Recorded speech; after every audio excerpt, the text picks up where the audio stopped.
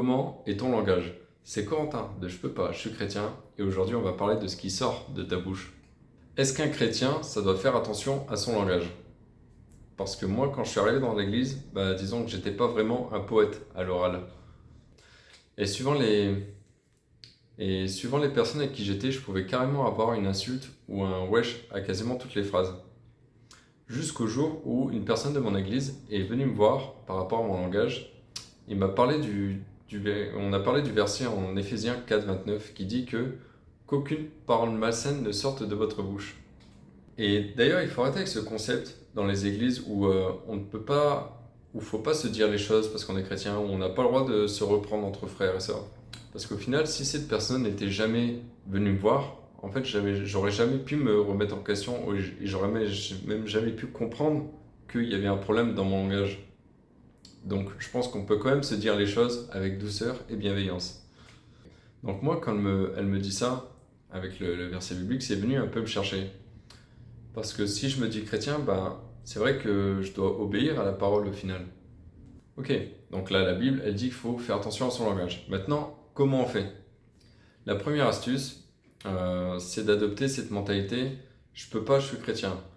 En adoptant cette mentalité, j'ai vite fini par comprendre petit à petit toutes les choses qui n'allaient pas pas comme des barrières en mode ça t'as pas le droit, ça t'as pas le droit, ça t'as pas le droit, mais plus en mode où ok, ça je devrais pas le faire, ça non plus je ne devrais pas le faire. Pourquoi? Parce que ça a des conséquences sur moi, ça a des conséquences sur ma relation avec Dieu. Donc je peux pas, je suis chrétien, ok, il y a un problème dans mon langage, la Bible me dit qu'il faut faire attention à son langage. Maintenant, je sais que je dois travailler là-dessus. Et la deuxième astuce, c'est de le faire avec l'aide de Dieu. Avec le Saint-Esprit, vous allez pouvoir avancer plus rapidement que si vous essayez de changer par vous-même. Dans mon cas, en fait, le Seigneur m'a montré les choses spécifiques à mon cas. Peut-être que vous, ça sera différemment.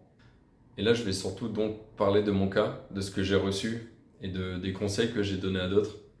Après, libre à vous de recevoir ou de ne pas le faire. Moi, je donne juste des conseils.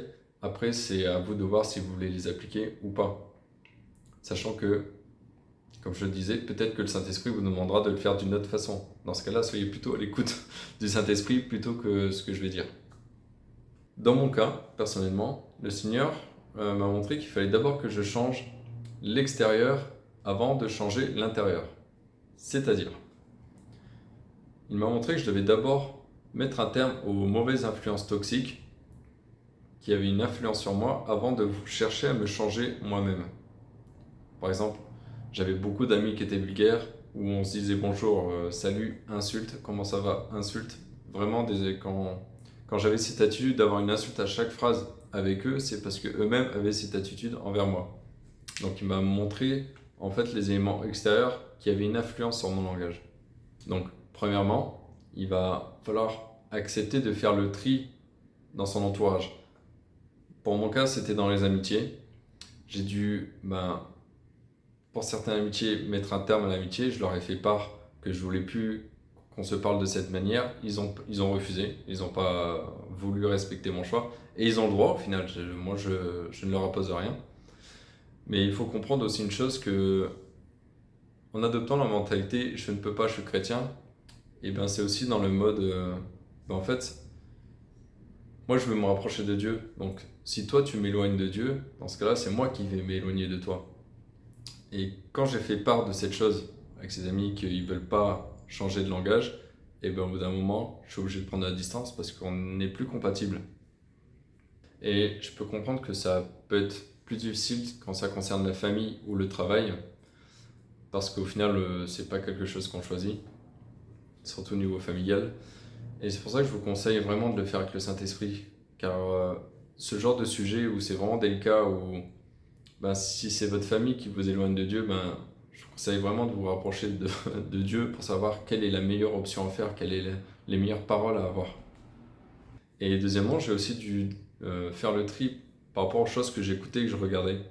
Donc toutes les mauvaises musiques, j'ai ciao, toutes les mauvaises séries, ciao, tous les mauvais films, les films où il y avait que de la vulgarité, ciao.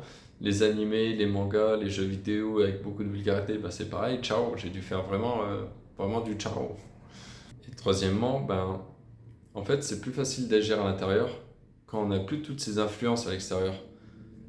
Aujourd'hui, ça devient vraiment plus occasionnel quand un mot m'échappe. C'est comme si, pour pouvoir travailler à l'intérieur, le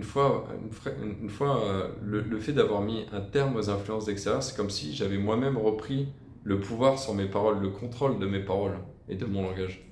Et si tu es chrétien, il faut aussi que tu comprennes cette réalité, c'est que la parole nous dit clairement que la bouche a pouvoir de vie et de mort.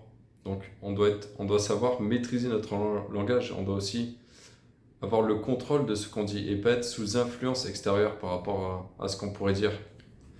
Et j'ai une question pour toi. Est-ce que tu as le contrôle de ce qui sort de ta bouche? N'oublie pas une chose importante. Tu peux changer et tu peux t'améliorer. Alors, adopte la mentalité. Je peux pas, je suis chrétien et abonne-toi.